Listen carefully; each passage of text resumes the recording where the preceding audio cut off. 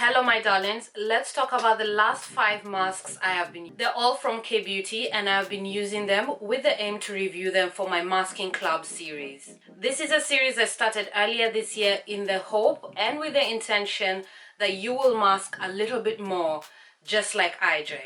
If this is your first time stumbling across this series, the playlist will be linked down below in my description box. But before we get into that, I'd love to let you know who I am. Just in case you don't know, my name is Ijeoma. I'm a beauty lover, a skincare influencer, a pro makeup artist, and a woman of a certain age. And I feel like all these things truly inspire everything that I do on my channel.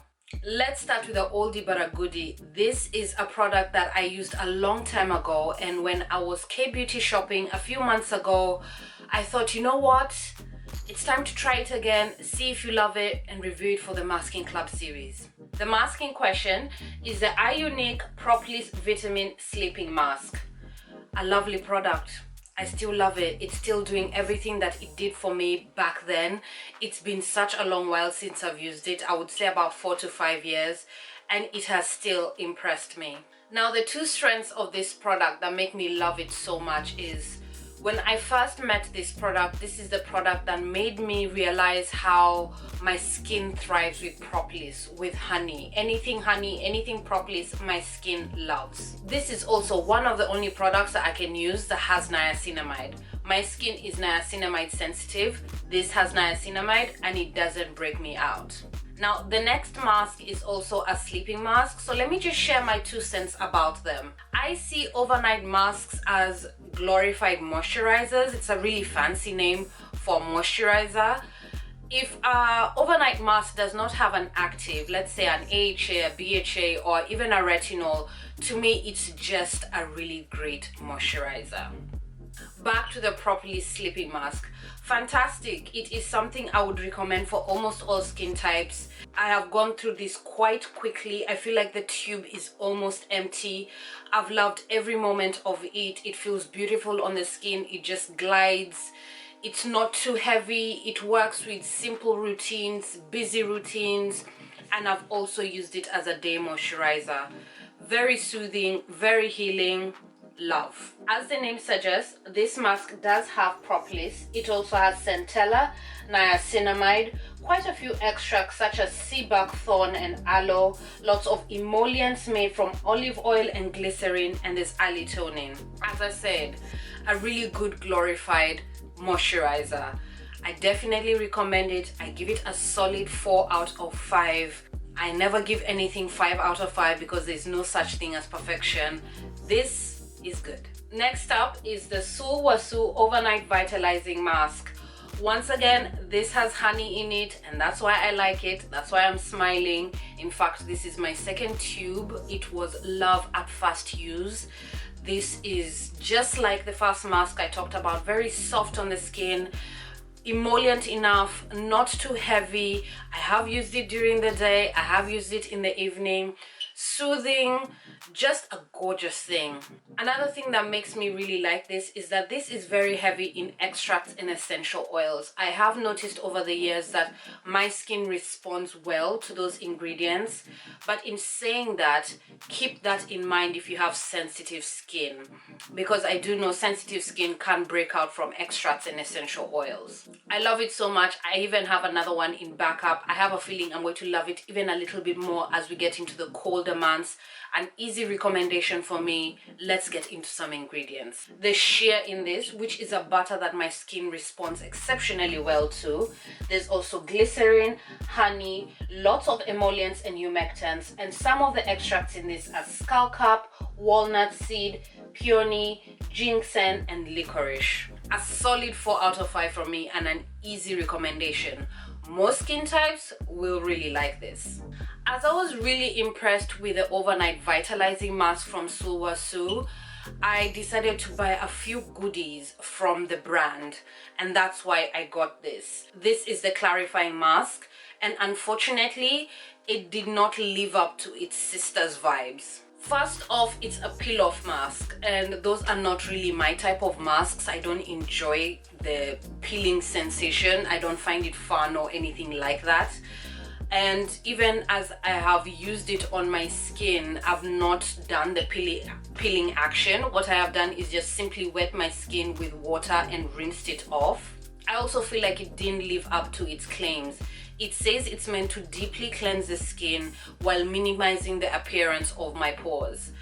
It didn't do that for me. Now, I do mask both in my evening and my morning routines, and in my evening routines this felt really flat. At the end of the day, the skin wants a little bit more something, you know, it wants a little bit more of a heavy hitter because it's worked out throughout the day. But in the morning, it was okay. It refreshed the skin.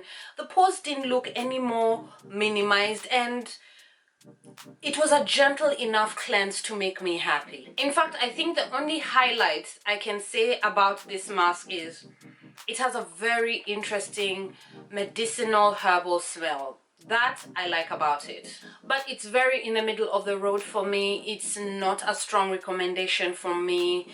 It's very meh. Some of the ingredients in the clarifying mask are extracts, honey, glycerin, clay, and the ingredients that turn it into a peel-off mask.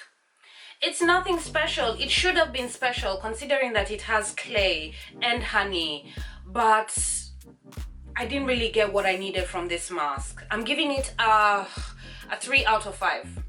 No, let's make that a 2 out of 5. Now this did refresh the skin and did clean the skin. This is the Red Bean Refreshing Pore Mask from Beauty of Jaseon. This is exactly how KBEAUTY does clay masks. Very gentle, very soft, it doesn't dry on the skin. I have reviewed quite a few clay masks from KBEAUTY, so they all feel about the same, you know, nothing too stripping to the skin, full of antioxidants as per usual.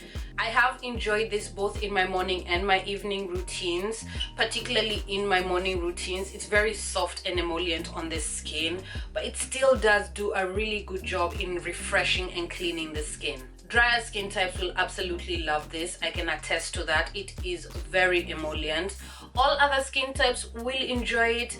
Maybe if you're very oily, you won't feel like this is really picking up the oils. But it's just another really nice clay mask from the KBEAUTY world. Let's talk about some ingredients. As the name suggests, there is a red bean extract, which is an antioxidant emollient. There's also glycerin, kaolin, red bean powder, and other extracts such as ivy and pear.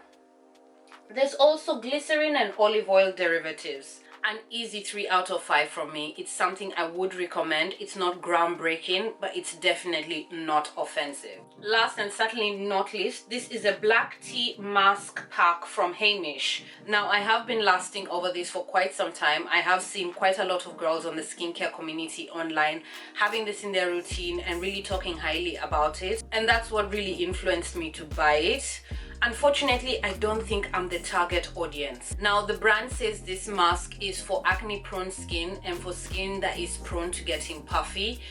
Those are not my problems, but I did look at the ingredients and I thought, okay, this is something that's just going to really pack a punch, be moisturizing, yet supportive, especially through the antioxidants. But it fell short for me. It really did. It does have this cooling sensation, which I didn't really enjoy.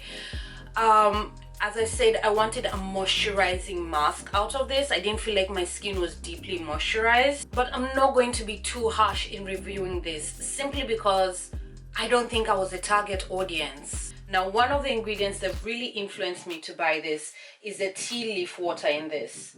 There's also coconut and olive oil derivatives, quite a few extracts such as lychee, aloe, centella, and ivy gourd. I wanted a little bit more, but I'm not going to review this because I'm not the target audience, am I? But I wanted a little bit more. In saying that, I do remember reading quite a few reviews over this mask.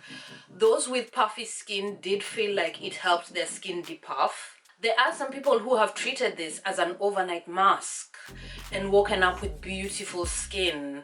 I wasn't in the mood of experimenting with that because I have so much going on in my cupboard. I'm not particularly desperate for deeply moisturizing my skin. So really, this review has a lesson in it. Read reviews. There's a lesson in them. We can use that to create context to see if a product is really for us or not. And that's that, my darlings. These are the last 5 KBEAUTY masks that I have used. Down below in the description box, I will make sure to list everything that I have talked about, and of course the Masking Club series playlist. If you have any questions for me, any tips, any recommendations, are you a masking fiend like me, talk to me down in the comments. I am thinking about making a kind of like an overview video at the end of this series, just, you know, sharing tips and tidbits, just something. I'm thinking it's up there in the head. I want to thank you so much for being here with me. My name is Ijeoma, and I'll see you soon.